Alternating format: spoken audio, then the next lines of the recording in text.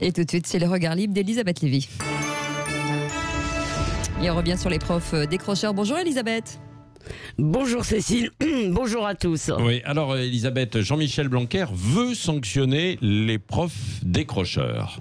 Oui, tout de suite les grands mots, n'exagérons pas. Le ministre promet des sanctions aux professeurs qui sont sortis des radars le 17 mai, mais seulement à ceux qui, début juin, n'ont toujours pas repris contact avec l'institution. Sauf bien sûr s'ils ont une raison valable, une vieille mère à soigner, des enfants à garder ou peut-être même un excès de saine émotion, comme dirait Monsieur Castaner.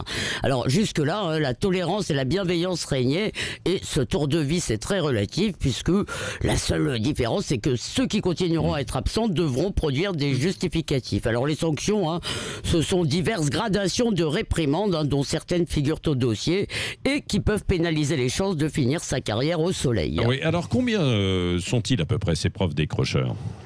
Alors officiellement, 4 à 5%, c'est-à-dire environ 40 000, peut-être légèrement sous-évalué, qui sait.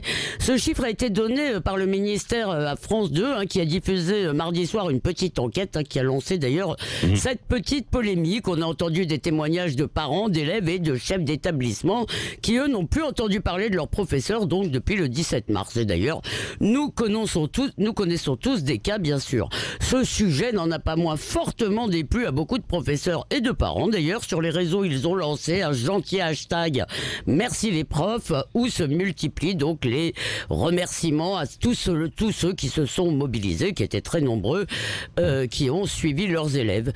Et il y a aussi beaucoup de protestations contre France 2, qui est accusée de se livrer à un odieux prof bashing. Alors pourquoi mettre l'accent, selon vous, sur cette minorité ? Bon, d'abord, parler des trains qui n'arrivent pas à l'heure, c'est un peu le boulot des médias. Oui. De plus, dans un certain nombre de services publics, remettre les gens au boulot, ça n'est pas si facile. La RATP, ça a été un peu long, semble-t-il, avec la menace du droit de retrait et des procès ultérieurs. Donc, les minorités réfractaires sont aujourd'hui un enjeu. Et puis, d'abord, on a entendu aussi beaucoup de reportages encensant les profs pendant 2 mois, mais surtout, je trouve cet argument extraordinaire dans le contexte, parce que voilà 15 jours que les agissements d'une petite minorité de policiers sont à la une de tous les médias, personne ne crie à l'amalgame, et beaucoup en déduisent que la police est raciste et la France avec, et d'ailleurs, gageons qu'il y a parmi ceux-là pas mal de professeurs, donc je ne vois pas bien pourquoi dans leur cas, il ne faudrait pas du tout parler des brebis galeuses. Il est vrai d'ailleurs que bien au-delà du monde enseignant, nous avons perdu l'habitude, peut-être pendant ces 2 mois, cette parenthèse enchantée peut-être, d'entendre des vérités déplaisantes.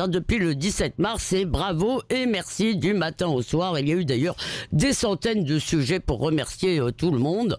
Première, deuxième, troisième ligne, eh bien nous étions tous des héros. Alors il est temps peut-être que cette débauche de sentimentalité, d'infantilisme et d'auto-célébration prenne fin dans la vraie vie. Désolé, mais on n'est pas un héros parce qu'on fait son boulot. Merci Elisabeth Lévy. Vous revenez tout à l'heure pour le petit déjeuner de l'actualité à 9h et c'est du 50-50 sur les réseaux sociaux. Faut-il des sanctions contre les profs décrocheurs? Et restez Elisabeth Lévy. Walter, dans un instant, Oh là sera avec nous.